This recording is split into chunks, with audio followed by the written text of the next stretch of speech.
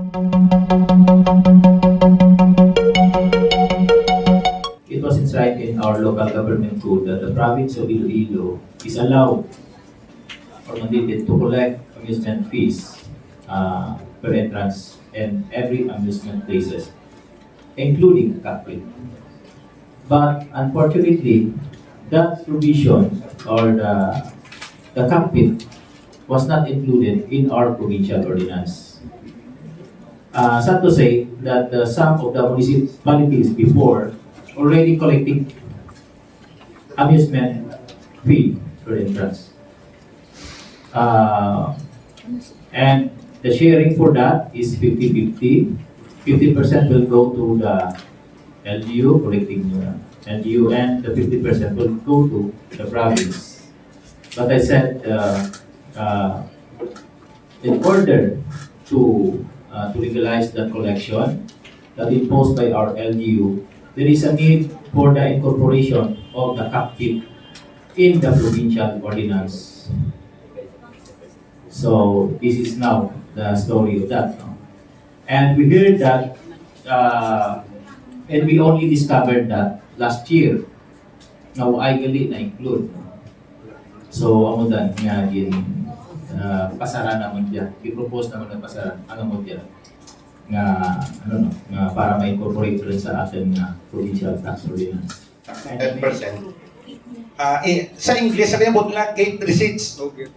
So sa gate lang na iya, when niya labot ang iban. Okay. Oo, kung may ginabaydan ka mo nga persontada, wala na iya masakop dire. Ang dire lang gidya, 10% sa gate. Amo lang gid na, magsulod ang tao, bayad siya 20, ang 2 pesos makadto sa amusement tax. Ang proposed provincial ordinance is to amend the section 2J.01 B and section 2J.02 article J, amusement tax on admission. Please take note sa aton nga mga kin-invite naton. This is amusement tax on admission of provincial ordinance number 2017-145 for the 2017 revised revenue code of the province of Iloilo. So, duha lang ka sections ang inok-amend sang Sangguniang Panlalawigan, sponsored by Board Member Ramon Suliano and yours truly. Siguro familiar din si Board Member Suliano, basta ito po lang, guro niya? No? Okay, ginraise siya ini, bangod nga nakita niya nga may mga banwa nga kay bangod nga hambal kagina sa atong resource speakers nga nagbalik na kita sa normal. So there are a lot of entrance already sa mga bulangan naton. Kag sa nahambal kagina sa aton nga ni Ronstadt nga na mislook ini generic ang ordinance ng 2017 nga ang gin-cover niya are only theaters, cinemas, concert halls, circus, and other places of amusement, no? So wala mabutang diri ang cockpit. So gina-discussan sa Sangguniang Panlalawigan sa committee nga sa nahambal nyo man kanina, nga kung aral ikaw sa cockpit, naga-enjoy ikaw. Gaga-amuse kid ikaw sa tumbok-tumbok sa manok. Kag man ngambok. Tigin research nato nining ang amusement. But silingon, if you are amazed and if you enjoy the entertainment that is happening in that area, but silingon that is amusement. Kag nakita na ni Board Member Soliano nga ang cockpit kay nag-enjoy ang tao, iban magsulod, may limok pa pagwaway dum sa sobrang singgit na. But silingon ka-amuse gid siya. Amoy na nga kaisahan sa committee nga i-include ang cockpit nga ma-include sa amusement tax. So ang hambak kay ni Attorney Chusayco, basta ang isa ka amusement area nga nagasupot sang entrance fee, gate entrance man niya aton no? Gate entrance. basta may entrance fee, partihin nyo nga ng probinsya sang 10%.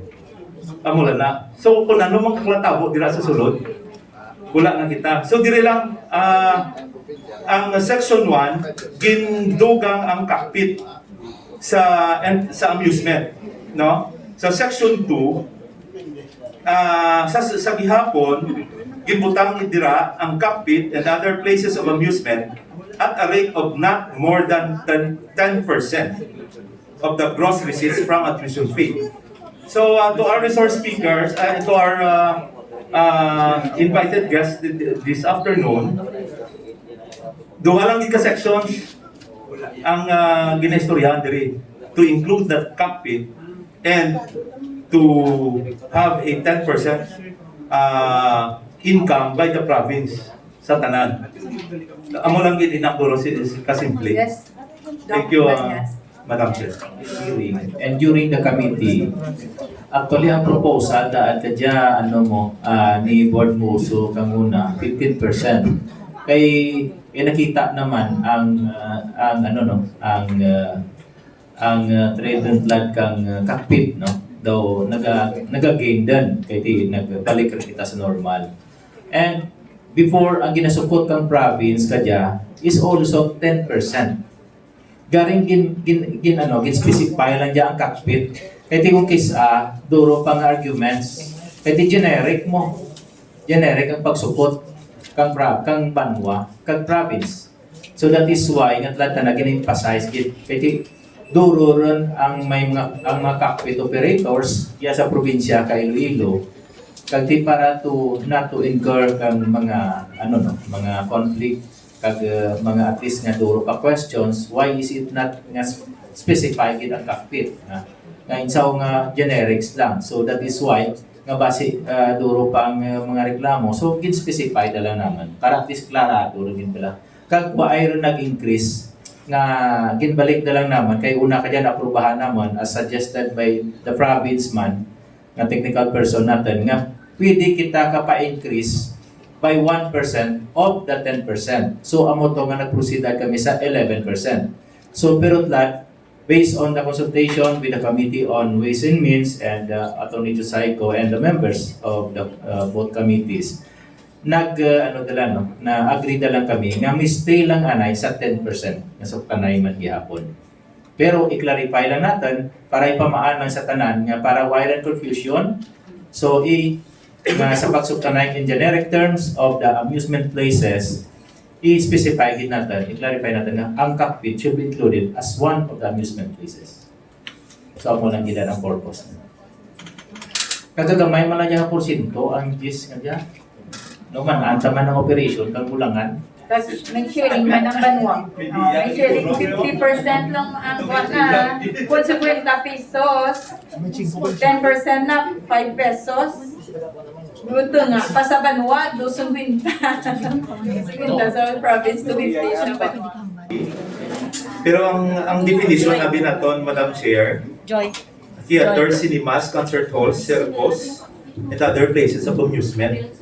So nakapudlay man ang na-include na kanit diri ang mga entrance fees naton sa mga resorts, di ba? Yes. No, amo din naton. So nakapudlay big and small resorts may amusement our entrance fee.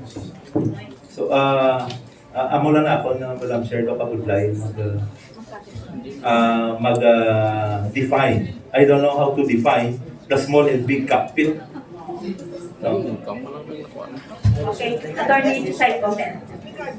Yes, ato lamang ang balago ang taxation is it is made to apply equally to all. Okay?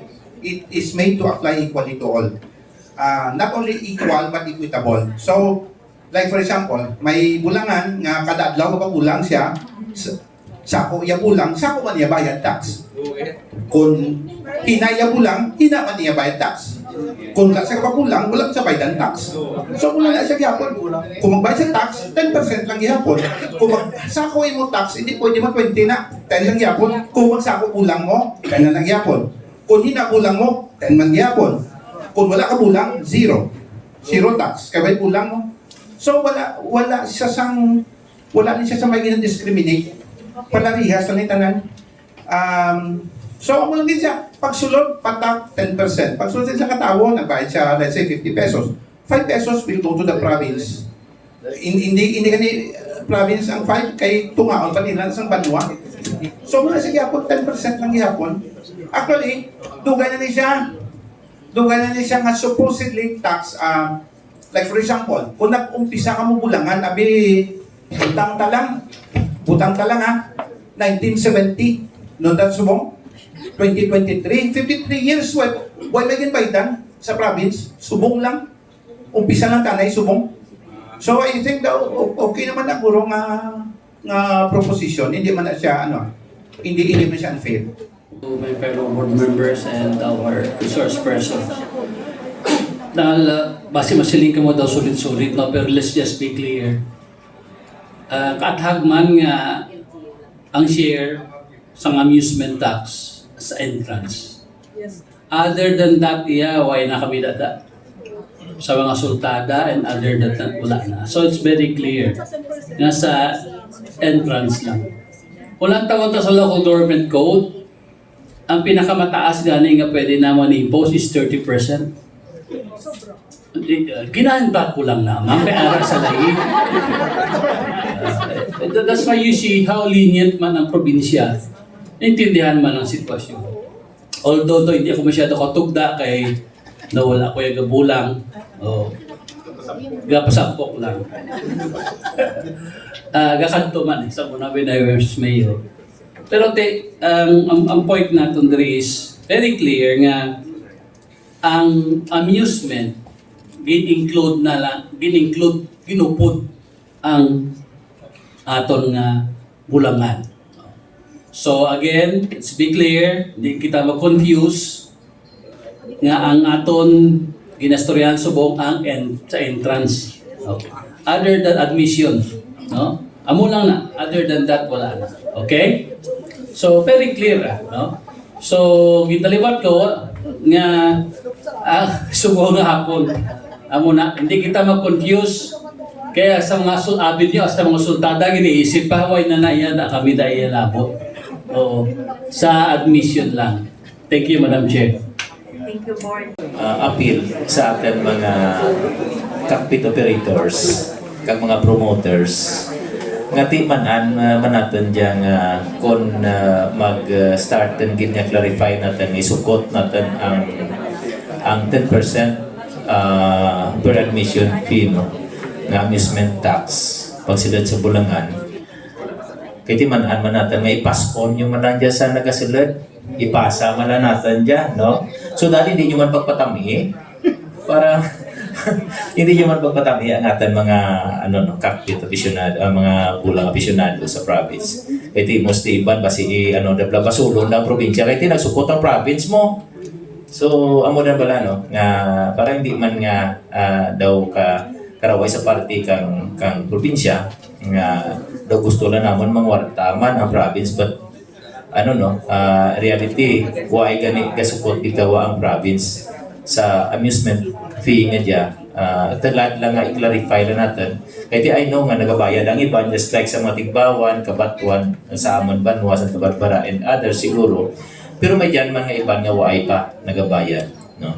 Kaya generics kang una ang pagsupot. So daw hindi klarado. Purot lahat na kada kay klaro ron. So para at least nga nga hindi man ang daw karaway sa party ka probinsya. Kag diyata na ang makoleksyon nga diya, nga madugang koleksyon sa aton probinsya, ibalik man diya nga services sa aton mga pumuluyo sa probinsya kay Iloilo.